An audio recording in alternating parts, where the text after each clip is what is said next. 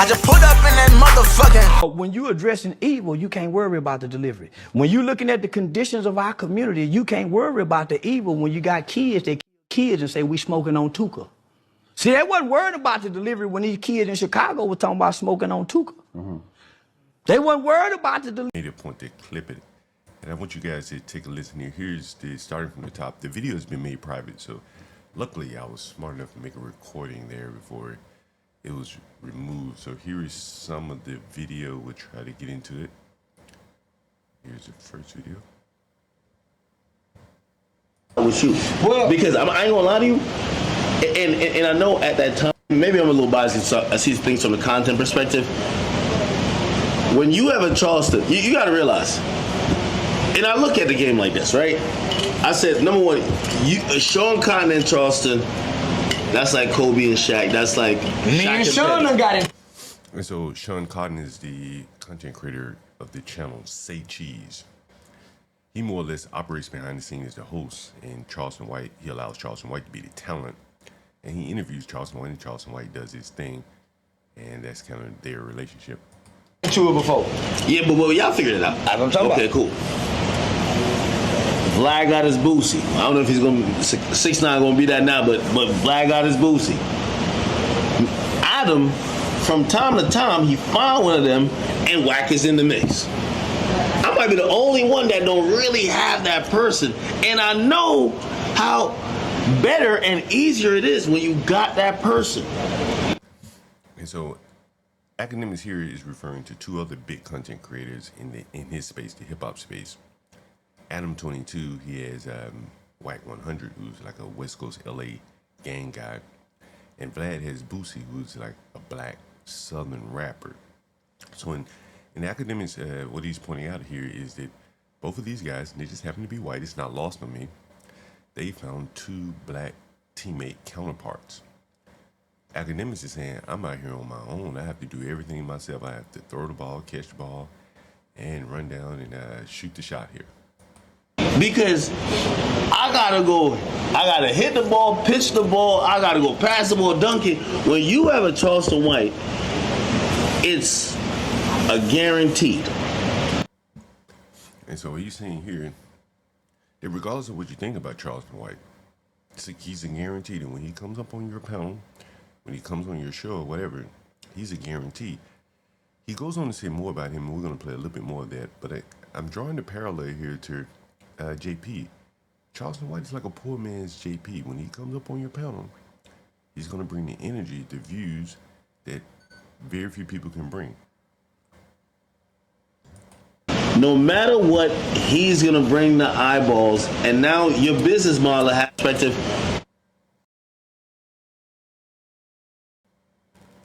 I will say this. Yeah. If I'm him, what I would do, I'm not losing, especially for his platform, I'm not losing to Charleston White. And who he's referring to here is some guy named the Danza Project. The Danza Project and Charleston White used to work together. Apparently they had a falling out. Akademiks is interested in them getting their relationship back together in the hopes that it would be beneficial to both of them, particularly, in this case, Danza. Charleston White has gone on to found other benefactors, people who want to harness his talent. So it seemingly appears that the Danza Project is the guy that lost out. They lost the benefits of the Charleston White, and Akademiks is trying to mend their relationship. Even if maybe it was words taken out of context, if I'm him, what I would do, I'm not losing, especially for his platform, I'm not losing to Charleston White. I came in and I stuck to my script and my role. Everybody else switch up. I remain the villain. And, you know, Charleston White here is speaking of consistency, which to the audience, his audience, they start to see him as authentic. The authentic character that he is, authentic nonetheless. But is it authentic to remain the villain? Yes, because there's rewards to the villain. That's why villains outlast the hero. But not because there's rewards might mean it's authentic. I guess that's the thought. Well, it has to be authentic because I have an audience and a fan base that has transitioned from the internet to ticket sales. He's definitely telling the truth. I've been to see Charleston White myself live. He did a comedy show. Not many people can do that. You should give him the confidence, though.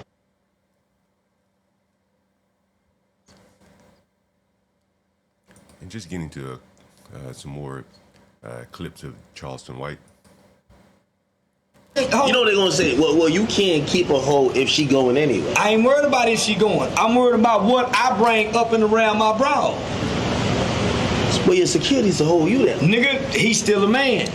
And I got some, I got. What about your security ugly? He ugly. It don't matter. Whole like fine ugly niggas with nice bodies that can fight. There's plenty of fighting niggas ugly in the motherfucker. And the fact that she can feel secure with him and other niggas get out of his way when he say move. Nigga, always wanna fuck you nigga. And so what he's saying, Charleston White is saying in a very vulgar, crude way, is that women are drawn to strong, powerful men with a presence.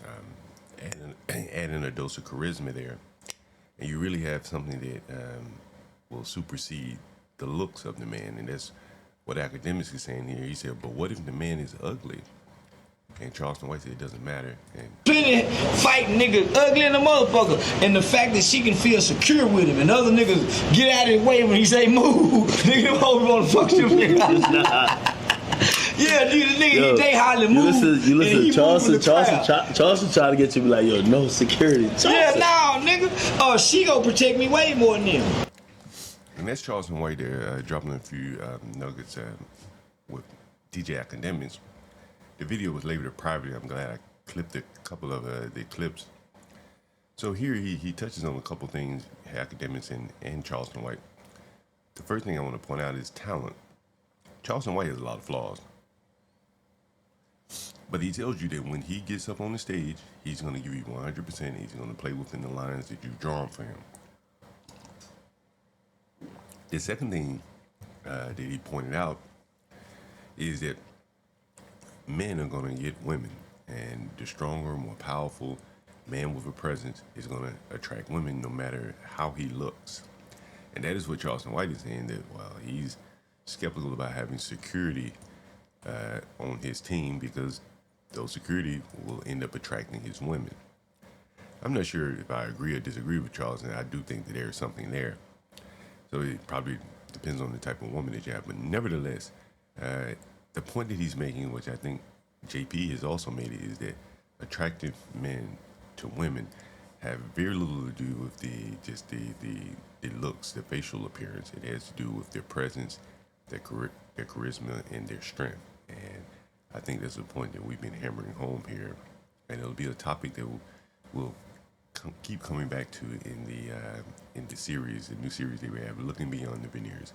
I'm John Galt. Thank you for joining. Make sure you leave a comment below, like, share, and subscribe. Thanks for joining. I just put up in that motherfucking